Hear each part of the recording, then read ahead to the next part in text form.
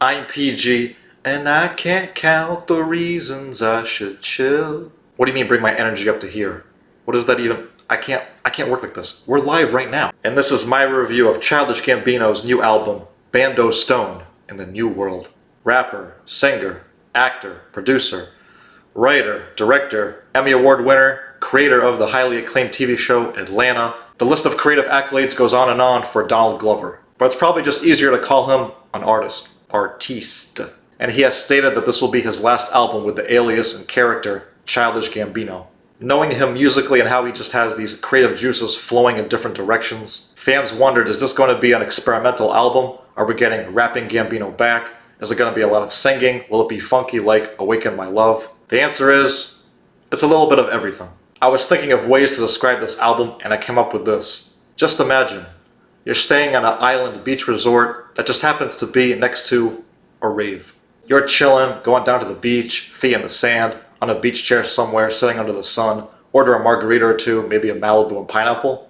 Or hell, you just dip your feet in the water, go surfing, perhaps an excursion. You're having a day. I'm referring to songs like Dadvocate and Running Around, just have a bright, carefree vibe. Or on the song Steps Beach where he's singing and serenading over this acoustic guitar. And there's also the song Happy Survival, which is pretty much an instrumental that straight up sounds like it would be played or performed at an island resort. Just a pleasant reggae type song in the background. Now before we cross over to the rave, there are a few tracks that feel like they are on the pathway or in between those two places. Like the carefree punk rockish song Lithonia, or a dance hall type of track like In the Night, and the electronic synth heavy song Cruisin'. But you finally make your way to the rave with songs like the intro Hearts Were Meant to Fly, Got to Be, and the outro, A Place Where Love Goes. These songs have these blaring horns and distorted bass that to me just pierce my ears, but then again, I'm just not that type of guy. I prefer the daytime part of the resort, because I'm an old soul. I'm a miserable father of three who just wanted a tropical getaway from his family.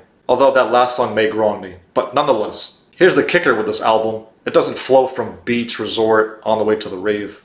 It's all over the place. It's very incohesive, which is why it's important to note that Donald is releasing a movie with the same title, and this must be acting as its soundtrack. And you can even tell that from the little audio clips sprinkled across the album on the outros of songs. Again, to my point earlier, the creative juices are everywhere. And for those that wanted some rap, we do hear that in the songs Talk My Shit, and especially on Yoshinoya. He has a great verse after that beat switch, making a big statement about how he's always been different. Look where it got him. It's like a who's laughing now type of moment. There's not too many features on here, although I can't help but point out that one of them is his son, Legend. I was listening to it thinking, oh, it's just Donald with a very high-pitched vocal effect, which technically it is. I found the rapper Amare to be a bit annoying with her voice. I think Yeet did his thing and actually worked really well with the song Cruisin'. But Jorge Smith definitely had the best feature on this thing.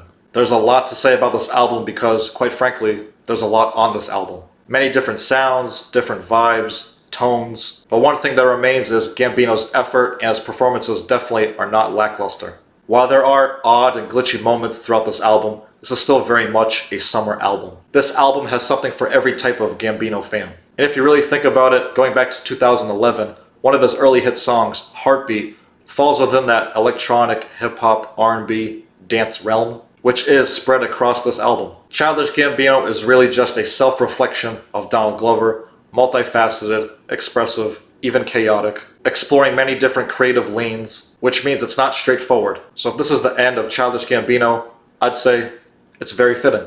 It's eclectic, bizarre, yet somehow a really enjoyable listening experience. Was that good enough, you nerds? You artsy-fartsy fuck? My favorite songs are Lithonia, In the Night, Yoshinoya, Running Around, and Dadvocate. But what are your thoughts on this album? Have you given it a listen?